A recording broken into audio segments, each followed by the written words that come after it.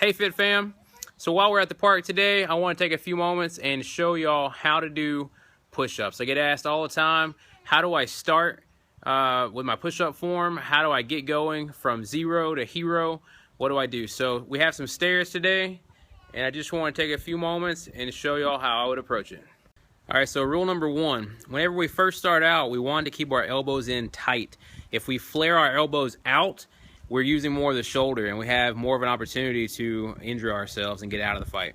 Rule number two, we want to start off at a decline. That means if you don't have a bench, if you don't have workout equipment, we want to elevate our upper body so that we can, again, take more load off of our chest and use more of the chest and less of the triceps, less of the shoulders. This is a progressive move, and I'll show you more in just a second.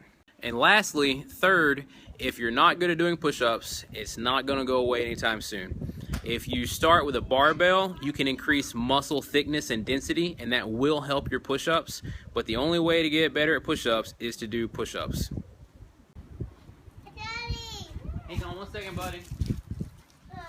Okay guys, when you first start out, you want to start off at the highest decline. In this case, since we don't have a bench or other equipment, it's going to be an incline for us. So you're going to start just like this, keeping our elbows in tight instead of flaring them out. In tight means we're using more of the chest, more of the triceps, and we have less opportunity to hurt our shoulders. This is what it would look like flaring the elbows out. See the difference? Now, once you can do this type of movement, you can do one of two things. You can either move down to a lower stair or lower step, or instead of knocking out sets of these, you can make it a plyo movement, so you can pop up. That little bit of extra intensity will get you faster results.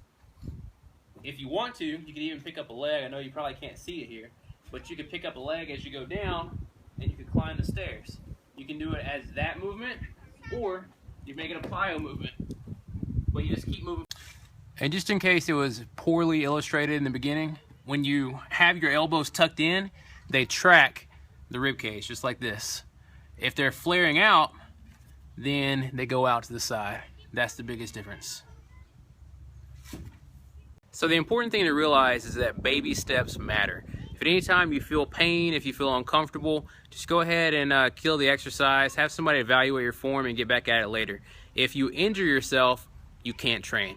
So don't do that. Now, if you are a soldier or you're already used to doing push-ups and you want to increase your amount of push-ups you can do within, say, a 2-minute time for the Army Physical Fitness Test, then what I would advise you to do is decrease your rest times.